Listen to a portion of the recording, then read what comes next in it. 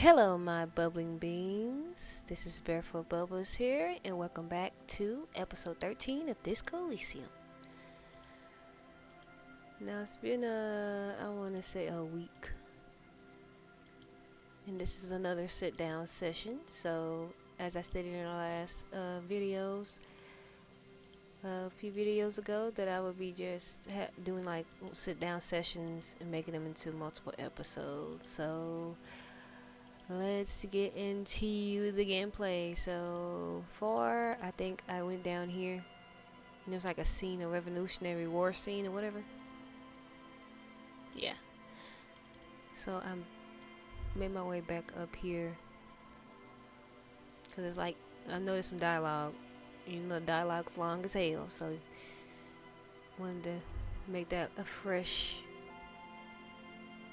beginning to the episode 13. So let's get these things checked off. Hello, I'm Gary. How do you do, officer? I'm just waiting for my friend Morel to finish up with his insect traps so we can return to civilization. Yeah, I'm over city boy too. I like nature, just not this bloody coast. It's mostly drunks and degenerates that come here. Degenerates, this man respects authority too much. To see the truth inscribed upon thine own visage, pretend thou art a paragon of virtue. I am neither of those things, I can assure you. I'm abide by the books, clean as a whistle, officer of the law. I'm not even tempted to touch intoxicants.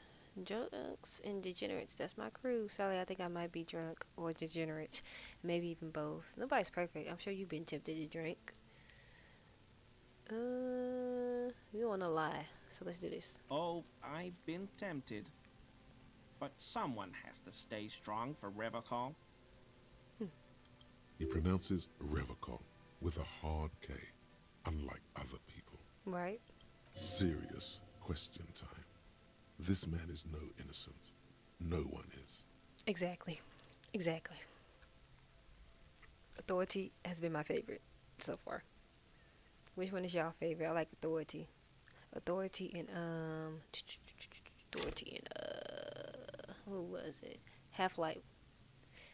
Authority and Half-Life is my favorite.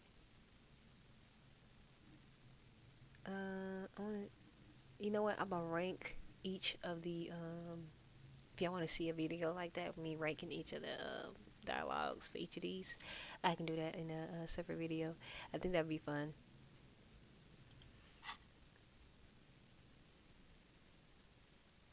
Just ask him something. He should know something about this since he's about the law. Oh, so that's what the RCM in Martinez is about. Great. Great to hear someone's finally taking care of that. No. Nothing. He was some kind of mercenary. But everyone here knows that. I'm just glad to hear you're looking into it. That's all. Uh-huh. He didn't kill him or anything, but there's something going on here. Yeah. Is this your mug? My mug? Why would you think that? I can see. You recognize it. It's in your eyes. I may have had a similar looking mug in the past. That's all. Still seems suspicious. Did I mention the mug was found at the scene of the lynching? Okay, I admit it. I threw the mug away in the trash container behind the hostel. I know I shouldn't have, and I am very sorry, officer. Mm-hmm. You're not going to find me, are you? Let's see. I would, but I have... Damn. I could be a sleazy bastard, but you know what? Good cop run. Good cop run means nah, Gary. I just want information. Whew. Thank you. You won't regret this. I won't use another man's property to dump my garbage ever again. Mm-hmm. I don't know what got into me, really. Work has been stressful lately. Damn Koiko's price dumping us out of competition. What did you do, Gary? Oh. Nothing. Just answering some questions. Helping out the law. Gary, did you put the clothes of a murder victim, the man who was hanged behind the rolling wags, into the trash container? Officer, please, let me explain. It's not like that. Do. I was only cleaning up. I live right across the yard from where he was hanged, and I saw him stripped naked. All the clothes lying around in the yard, smelling.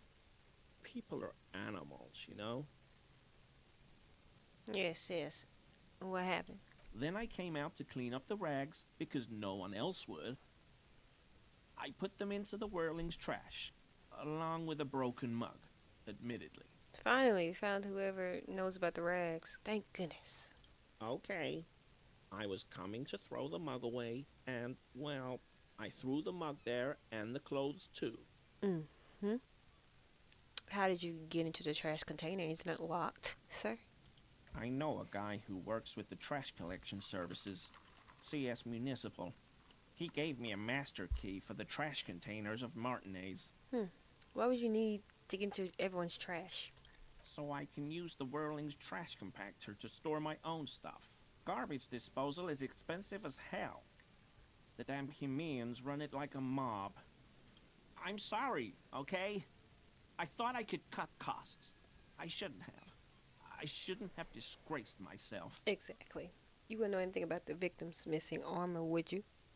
Armor? No. I mean, yes. Of course. I know he was wearing armor, but I don't know anything about it. An infant could see he's not telling the truth. Right. But he's too scared to admit more wrongdoing.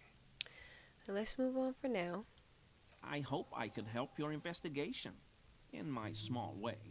Mm-hmm. Okay, you said Rebecca. I like to pronounce it the hard way, the old way, the Vespertine way. The stupid way? Yes. It's a secret right. A very fringe nationalist handshake, probably.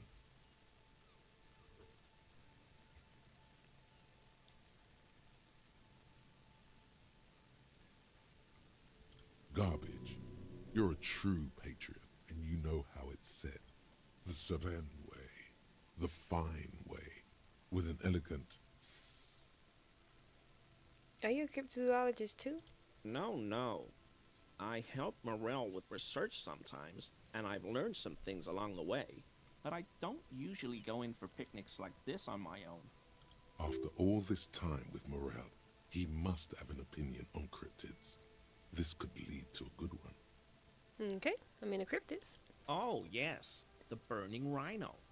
Morel doubts he's real, but I don't much care, because I won't be the one looking for him out in Safra Serai.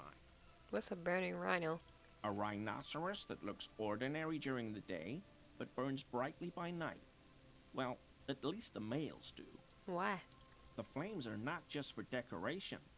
They are an integral part of the beast's mating behavior. How? During the burning rhino's mating season, herds of male rhinos, all aflame, encircle herds of female rhinos, forming a fiery ring as they begin to copulate loudly. Local peasants call it the passion ring. They fear the rhinos, as perhaps they should. They should. Anyway, It's clear the burning rhino is dear to him on many levels, some even spiritual. How do they burn? they have special ducts just above their shoulder blades that secrete a combustible fluid. When the rhino is just beginning to light itself, it looks as though it has wings of fire. But how is this combustible fluid lit? Yeah, how does it actually work? The rhino starts running very fast to build heat, then stops, raises its head, and sparks fly from its neck, setting its back ablaze.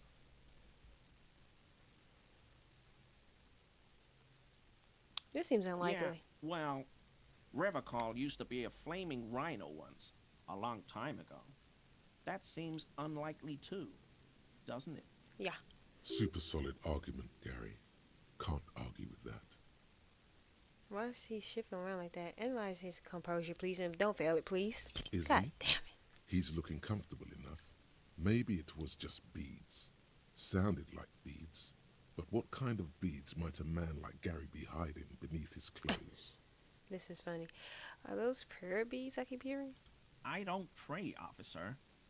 Faith in non-existent helpers is a sign of weakness. Not for proper Revicolian men such as ourselves.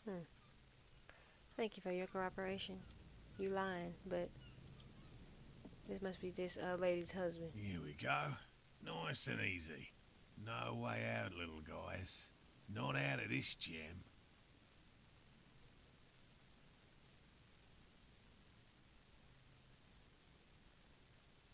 There's a cylinder on the ground in which the man is arranging some netting.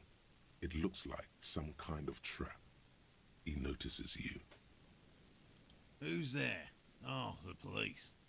Hello, officer.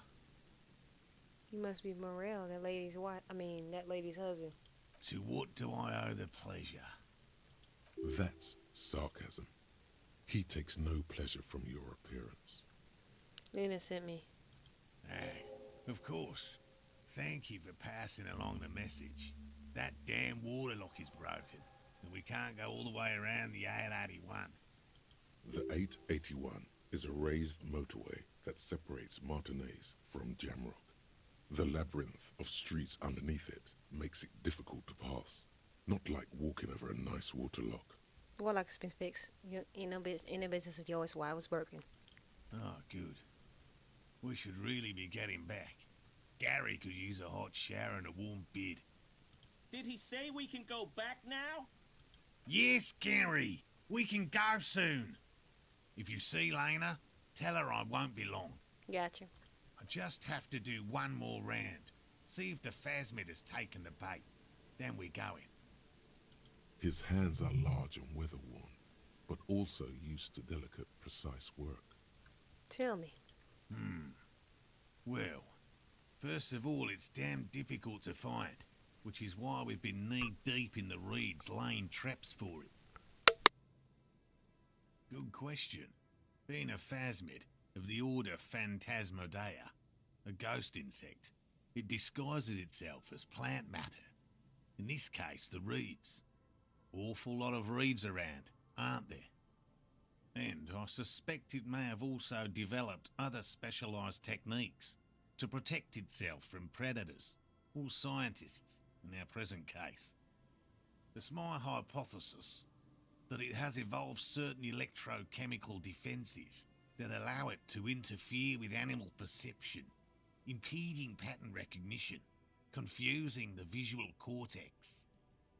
But I cannot describe how these defences work, much less how they evolved, without studying a live specimen. A ghost insect, he said? These people are looking for a ghost. No, that is precisely what we're not. We are zoological specialists, looking for an extant species of phasmid. I'm expecting it to be quite giant. One known species of phasmid, called the That there might be a jacket beneath the crust of filth. It seems likely that it was left in the surf. I don't know what happened here. I guess my phone got corrupted or something like that. It's like this for the next 30 minutes. So if you see a jump skip in the recording, that's because I had to cut out this whole segment of recording that didn't get any of this dialogue or anything like this. But basically, if you didn't get what happened, I talked him into going back home, and I'll check his traps for him and stuff like that. The rest of these were just knowledge-based stuff and stuff like that about cryptids and stuff like that. Not really much missed here. If I do think of anything, I'll just let y'all guys know in the next playthrough and stuff like that. But yeah, I don't know how that happened. Alright, let's get back into the gameplay. Alright. A man lies on the boardwalk. There's some the boards screech under the weight of the T500 ceramic sabatons. It's a good thing they're so light, because it's hard to determine whether it was the dead man's weight that caused the boardwalk to break. It definitely looks fragile. He could have easily disappeared into the sea through that hole, and you would have never found him. Right? The entire boardwalk creaks in the wind as you take a step back. Man, that's scary.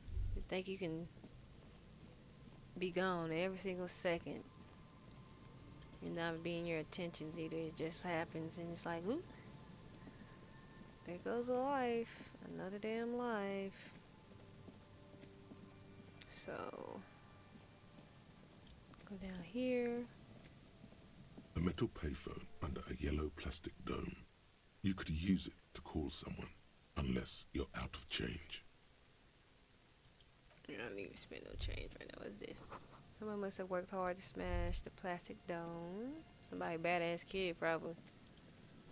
Their phone, smash receiver, like somebody hung up too hard. And we have Interactables photo library card. The library card is folded into two and still slightly wet to the touch.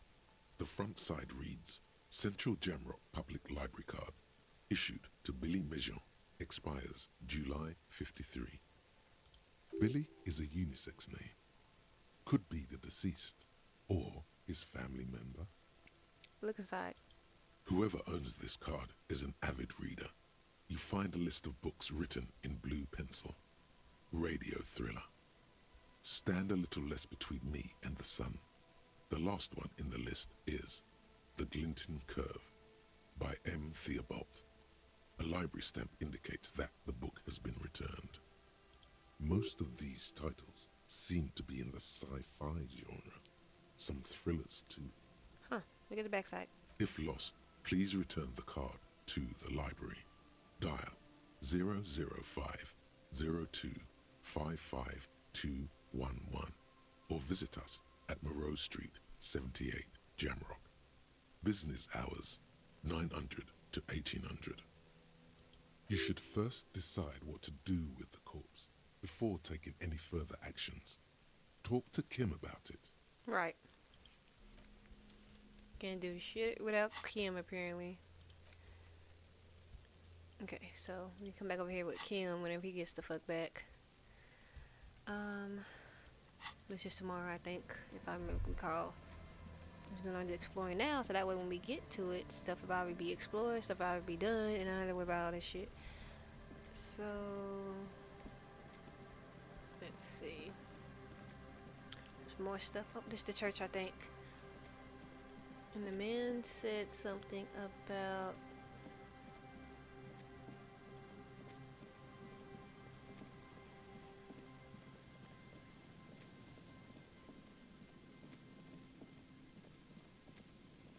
skip it over this one, make sure I don't miss nothing. There's a trap right there I need to check. There's some more stuff over here. Yeah, what's that? Okay. There's a lighthouse. What he said that thing was? Anyway. Tiny inlets there off in the far distance with a post trail toward. Another tie. I think I'm not gonna have no room for all this stuff. Is my inventory? Okay, it is. It does. It does. Okay. All right. This ladder is too rushy to climb. The sea air has eaten away at it. This relay tower. Okay, coordinates boat traffic in the bay. Barely. Gotcha. Arrested broken control box for the radio relay tower. Tower. What the hell? Someone's made a campfire here a long time ago.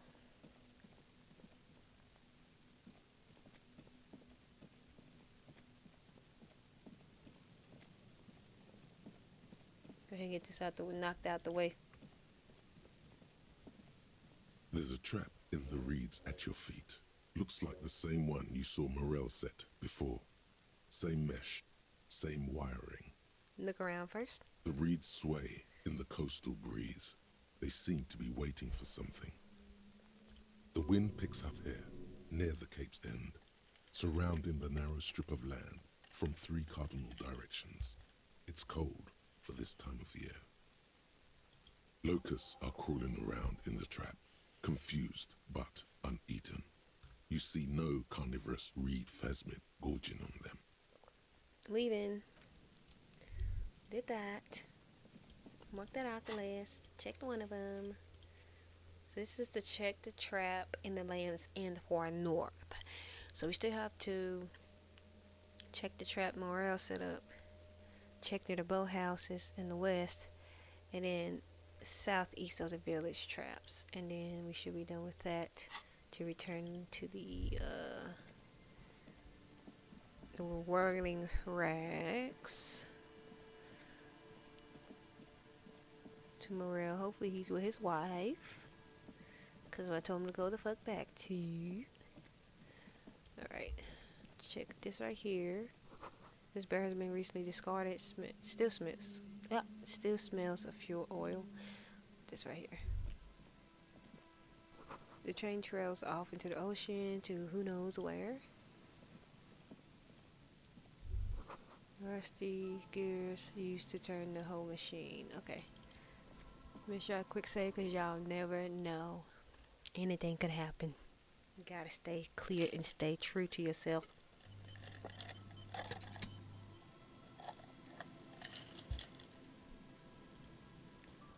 An old door, worn by elements, guards the depot.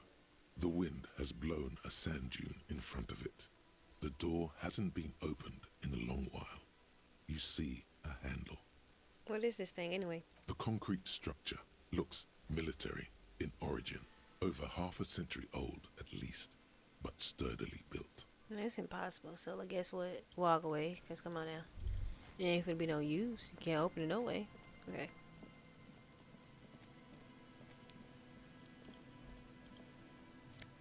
Don't mind if I do. Do mind if I don't. Pretty much it, right? Yeah. I said, who the hell that is? That's a dead body still.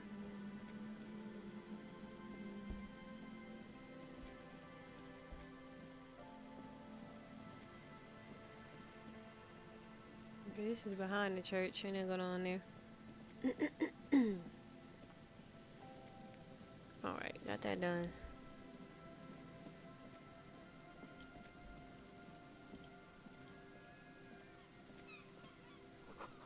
The sign reads Sant Broom 1147. Dusty pews in the shadows. Many seem to be missing. Some coins for me. An altar shrouded in dark or something like that. It's too dark to tell. Can't use that ladder. Okay.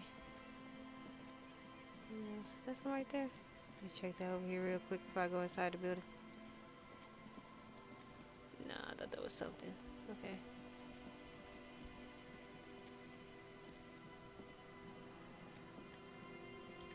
Go inside. Heavy wooden doors, more than twice your height, stand shut in front of you. The rectangular sea-worn ornamentation appears in stark contrast to the padlock, carelessly drilled into the wood. The carving on the door is block-like and angular, like the church itself. 2 large beams shoot downwards, sinking into the wood before they reach the threshold. The surface is smooth from the wind, but moist to the touch. Feels exceptional. 300 tons of pine would fit together seamlessly. It's old too, cut and carved many centuries ago. This cheap-looking padlock is sturdily built. It shackles together a hasp and a staple screwed into the wooden door. The lock is adorned with a yellow sticker. It'll be easier to break the staple than the lock. Also, that sticker is interesting, somehow. You see a yellow circle with 2 X's and a big curve below them that looks like a mouth. You're pretty sure you haven't seen it before, but what the symbol depicts is clear enough.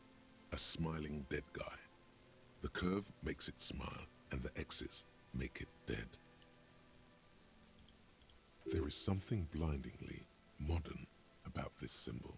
Its modernness puts to shame everything you've seen before. It's the contrast between the cheery, chemical yellow and the rigor mortis. As if the cheery guy didn't know he was dead, or the dead guy didn't care that he was. Either way, you get the sense the forces of future are at work here. This cheap-looking padlock is sturdily built. It shackles together a hasp and a staple screwed into the wooden door. The lock is adorned with a yellow sticker. It'll be easier to break the staple than the lock. Also, that sticker is interesting, somehow. There's nothing like the sound of a sticker unpeeling. Now it's stuck to your thumb.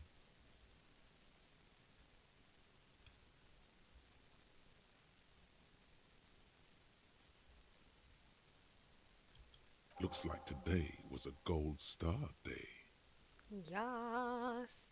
The lock turns easily. You hear a click as the shackle pops open. A great whoosh of air rushes into the dark innards of the church, as though rushing to fill a great vacuum. In the heart of the city,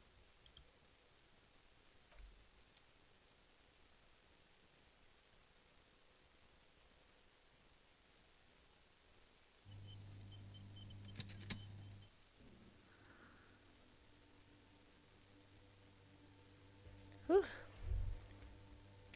Zoom out for a little bit so I can look at my surroundings.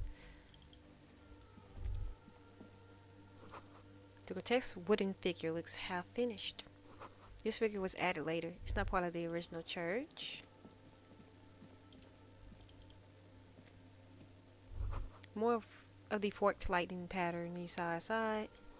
Bark beetles. No, it looks intentional. Some long forgotten style.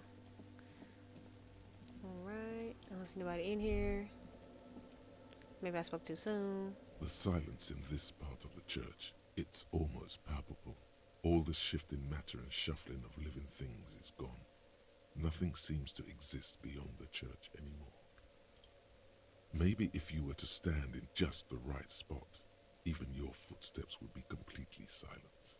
Wait, I think I still hear something. And then it's gone. Oh. Almost all of it, but for the faintest of hums.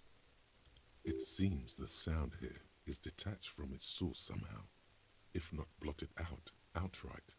Truly unusual. You can hardly hear your own breathing. The orderly rows of ceiling panels become barely visible, then disappear completely in the darkness of the tower overhead. What if I don't want to know what's up there? The silence, the darkness, they've enveloped you as in a cocoon. You cannot move anymore. Oh. Oh, I made it anyway. Okay. Probably a fucking demon up there, ain't it?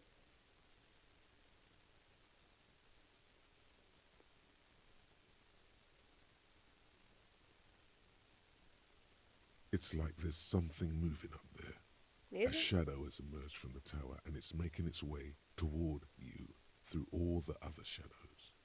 Okay, follow the shadow then. It's not a shadow anymore, becoming more substantial as it gets closer. The shape of an animal descends. Animal. Oh no, you've lost sight of it. Where did it go? On the ceiling. Yes, the darkness makes the ceiling feel infinitely far away. Oh lord. What the fuck is it? The hell is that? A monkey? You see something hanging from the rafters, looking straight at you with dark eyes. Maybe it's possible to talk to it. Hell no. What the fuck I'm gonna talk to that damn thing for? I got other shit to do. Hell no. You just have to wait. Bowl is filled with water. A live wire runs directly into it. And it better not jump at me either. Cause these wires work as contact microphones. Get me the fuck away from this damn demon shit. Black Dwarf is filled with complex equations. They look recent. Something to do with radio's frequencies. 2 decks of reel-to-reel tape spinning on empty. In white, silver, and apricot faience, The young mother of humanism stands above you. A crack runs across her body. She is impossibly tall, oval-faced and sad, a dark and radiant majesty. This is her innocence, Dolores Day.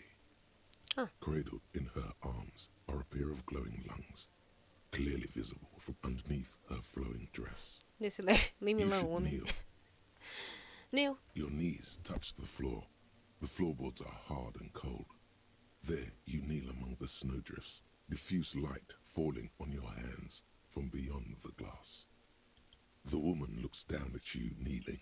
She towers among her followers, architects, laymen, courtiers. There is a sad smile on her lips and a glint in her green-blue eye of what? Compassion? Remorse? She acknowledges the passing of someone who is still alive.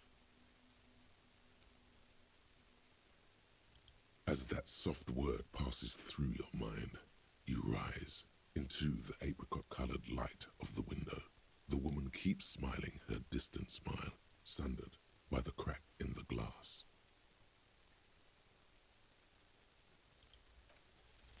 I knew I was gonna feel that dumb shit. You see little pearls of light on the edges of the crack that splits the female figure. Something was written there. Remains of broken letters line the emulsion. What it said, you do not know. It's a mystery. How do I feel both of these? A mystery sprinkled with self-pity and regret. For some reason, unknown to your mind, looking at her delicate eyes makes you feel like you're ready for drowning. What? All you know is, Piss me off. this is the young mother of humanity, and that you should go. Do something else. Escape her sad, worry-worn look. Just stupid. Waste my fucking time. Anyway. A portable hormone wow sheet? Tape recorder? Is it possible it's recording something? Someone's siphoning electrical current from the outside into this antenna. What is this? Well, that look familiar. A machine stands in the corner, watched over by the figures on the stained glass window. It's turned on and quivering with soft electricity. Another radio computer. Could it bear connection to the one in the doomed commercial area? Probably. This is the Ream Prefect, radio computer model number RC7024, equipped with a Feld mainframe and a Ream-compatible interim printer. The Ream Prefect is the governmental version of the commonly used Ream Civic. Although mostly based on the same technology, the Ream Prefect is equipped with better noise attenuation circuits. Step behind it. As you step closer, you notice fluorescent play and print buttons on the keyboard. A hatch connected to the central compartment is wide open. Look inside. Behind the hatch sits a cube-like crisscross of filaments, smoldering in the dark like fireflies. Silver tape on the side says, in black marker, log, February to March. Another filament memory. Press play to talk with the repeater. The speaker comes to life. Static seeps through the machine's planar magnetic driver. An old lady greets you. Her voice sounds 100 years old. Good afternoon. First case accident on Saint-Bruns. This is the East Insulindian Repeater Station 1. Please repeat. Is this the personal log? It's the same old woman you spoke with through the radio computer in the doomed commercial area. Oh, Yvonne, it's me again. Good, thank you. Please repeat. Is this the personal log? Good. Please repeat the password. No. Oh. A hint system is not part of the protocol for repeater stations. Is it my birthday? Still no. This is police. I am contractually obliged to protect the privacy of the filament holder for stress accident. Without filing a warrant with Lintel, I cannot give you access to this filament. Now, can you please repeat the password? Received. I will register this login attempt. Fortress accident. Is there anything else I can do for you today? I have two machines registered to this company name in Martinez. One on Saint-Brun, the other on Rue de Saint-Ghislaine. Saint-Brun, that's the church. Rue de Saint-Ghislaine, the doomed commercial area. Anything else I can help you with? Nah, ho. Anyway. Goodbye, Fortress accident. The machine's keyboard is still illuminated, revealing fluorescent play and print buttons. Press print. Nothing happens. Okay, leave. Alright. Get around to getting all this crap. Almost there. His dangling ass gonna have to wait. Be over there dangling. That spider has spun its web around this wood carved pillar.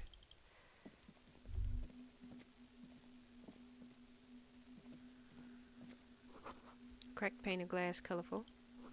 It came from the stained glass window. Still has letters on it. Process drawing flowers on the glass, obscuring the view. A figure drawn in frost on the window, depicting a deer. Let me grab that from you. And this is the perfect place to stop. If y'all have gotten this far, thank you so much for making it this far, for making it through the story with me. This is a learning experience for me, being on YouTube, continuing the series. As always, y'all know what to do. Like, comment, subscribe.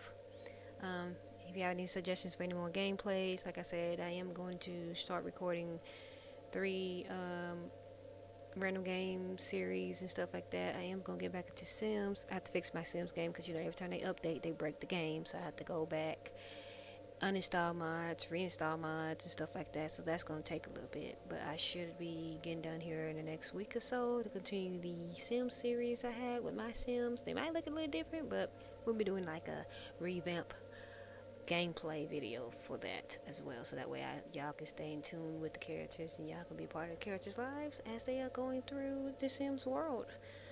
So again, thank you guys so much for making it this far in the video, and as always, bye bye.